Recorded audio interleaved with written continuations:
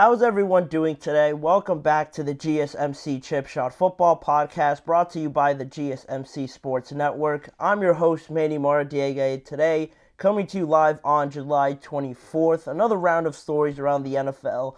In the first half of the show, we're going to go over some of the stories around training camp and just projecting on what could happen in 2024. First off, the biggest news, Brandon Aiyuk reporting to training camp but not practicing. We're going to talk about that and what their general manager said in John Lynch. Then Saquon Barkley, of course, with all the news coming about of his free agency decision moving to the Philadelphia Eagles. We haven't really heard from Saquon up until this point, until yesterday in an interview with The Athletic. I'm going to get into what he said and just reacting off of that. And in the first half of the show also, we're going to talk about more on the Chicago Bears defense. Their star defensive back, Jalen Johnson, had some comments to make on the potential of this team and wanting to see results finally in 2024. That'll be the first half, plus some more topics coming on later on. So before I get started, I want to remind you guys, if you have any questions or comments you'd like to make on today's show, to please use the tip and donations link, GSMCPodcast.net. By using that link you see on your screen, I can see your question pop up. I'll read it out loud, and that way, get your guys' thoughts on anything I say, any of the topics on today's show. It's more interactive this way, and also, it's a big help for the show and the network, so we greatly appreciate it if you guys are able to use the tip and donations link, GSMCPodcast.net, with any of your questions or comments. With that being said, though, we'll jump in right away to the biggest news so far with training camp officially now underway. All 32 teams have reported to camp. The biggest piece of news, probably going to be the biggest piece of news going on throughout the entire training camp phase of this offseason, has been the 49ers and what they're going to do with Brandon Aiyuk.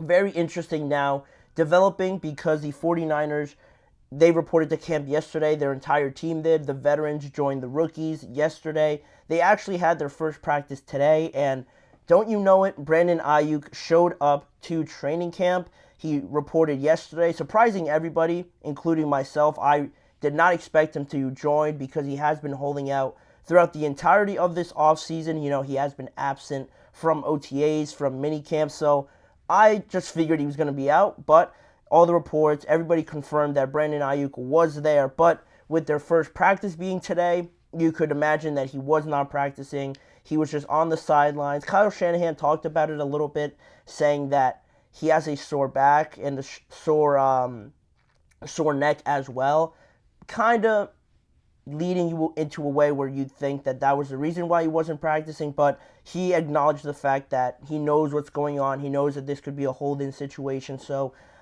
they're prepared for it. You know, that is what's going on evidently right now. According to how everything else has been played out, according to NFL Network's Mike Garafolo, he reported last week that the 49ers haven't had any extension talks with Brandon Aiyuk since May, which is pretty ridiculous to think about at all if they haven't even mentioned it or brought it up or brought another offer to the table or something like that to Brandon Aiyuk, but that's why you see him absent from everything else leading up to that point. And on top of that now, we're shifting into a point where this is a hold-in now, like I mentioned, and it is different in a way that I think it's a little bit more awkward, honestly, just knowing that he's there. You see him every day that you're there at training camp. I'm sure that they are all living together at the facility or at somewhere else that they're holding training camp at. So everybody sees him each and every day. It's sort of that constant reminder that Kyle Shanahan, General Manager John Lynch, I'm sure they see him every day as a reminder that, you know, he is there, this great player. You have him sitting right there, but he's not able to practice, or he just doesn't want to practice on top of this contract situation that you guys have going on. So that's where it is right now. Aiyuk surprising a lot of people, reporting to camp. Similarly to CeeDee Lamb, where he's also in a holdout situation, but he is in a holdout situation. He isn't there. He isn't present at camp. And it'll be fascinating to see if one of these guys gets a contract extension over the other. You know, very different approaches to this. CeeDee Lamb deciding not to show up. Brandon Aiyuk there each and every day. So say Brandon Aiyuk gets an extension first. Maybe that make CeeDee Lamb show up to training camp the next day, not practice, but just show up now to kind of incentivize the Dallas Cowboys to get something done. Or similarly, the other way, less likely that Brandon Aiyuk is there and then he just stops showing up. But you never know. You never know. They're in almost the exact same situation, obviously drafted in the same year, so they are very much impacting each other on how these negotiations go. But something I wasn't expecting also to just tag along with this holdout, hold-in situation with the 49ers.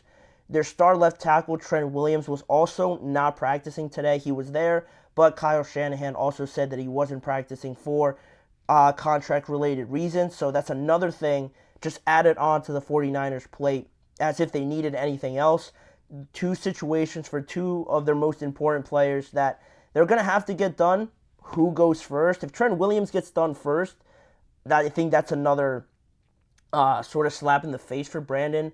Definitely asking for more money, most likely, but Brandon's been going at this for the entire offseason, and we haven't really mentioned Trent Williams at all up until this point in terms of contract-related issues for the 49ers. So if he gets it done first, that pretty much sends a clear message, I would think, to Brandon that this contract might not be as close as a lot of people think, but we'll see. On that topic of Brandon Aiyuk, General Manager John Lynch also had some things to say about it. While speaking to local media yesterday, on Aiyuk, he said, "We've tried diligently to get this done. We haven't been able to get there. What I've learned from my past experiences for the last 7 years, going into our 8th, is that sometimes when you think that there's no way this thing is going to progress, they do." And on that initial opening comment that John Lynch mentioned, he does have a point. Credit to him and the 49ers for how they've done business and almost have come through each and every time because they've been able to do a good job of signing Nick Bosa. He held out, I think, almost the entire offseason, the entire training camp, and they got it done, making him the highest paid edge rusher eventually last year. Then Christian McCaffrey also holding off a little bit, but they got it done this offseason. Kyle Juszczyk as well. They were able to maintain and keep these guys who are all the highest paid at their positions. They've kept all these guys on their team, and just credit to them for doing business, knowing how to negotiate with their guys and getting them to stay on the roster because they've definitely lost some crucial pieces along the way. But for the most part, you'd have to tip your hat to John Lynch and this organization for not only getting it done, but for having the confidence to do it. Clearly, that applies in this situation. But now, John Lynch added to this comment by mentioning more on Brandon Aiyuk on how this is sort of developing, which I found a little bit interesting in how he worded it a little bit here. As you guys can see on your screen, he continued on to say, "We fully intend on Brandon being a Niner moving forward. We're always open to listen to things, but like I said, we expect Brandon to be an integral part of our team, like he has been, and excited about that as well." And on Monday, George Kittle also chimed in talking about it. Of course, they're going to ask his teammates about where they see the situation going. He showed his support again for Brandon, saying that he hopes that Brandon gets the money that he deserves eventually from the 49ers. And going back to what John Lynch said on top of George Kittle, again, just chiming in, believing that Brandon deserves the money that he's probably asking for. He has earned it up until this point. It is interesting, a little bit of contradicting words there from John Lynch, just based on the reports that we've heard, because up until this point now, since Brandon Aiyuk has requested a trade officially, everything has pointed to the fact that the 49ers aren't interested in trading at all. But with what John Lynch said, he said that at least that they're willing to listen to some things if somebody comes with the appropriate and required asking price that the 49ers are asking for from any team wanting to trade for Brandon Aiyuk. So again, it seems like they haven't completely shut out that route of going with Brandon Aiyuk if worst comes to worst, but I'm sure the first option obviously is to try and get it done. Prior experiences of them getting these massive deals done gives you a little bit more confidence if you're a Niners fan or something like that, that this could eventually be something to have worked out, but everyone's going to keep a close eye on it. Brandon Aiyuk now at training camp. Will he eventually practice with Kyle Shanahan mentioning that he has some soreness to deal with, or will he actually just continue to hold in? And what does John Lynch and Kyle Shanahan do about this now that they are constantly seeing him each and every day?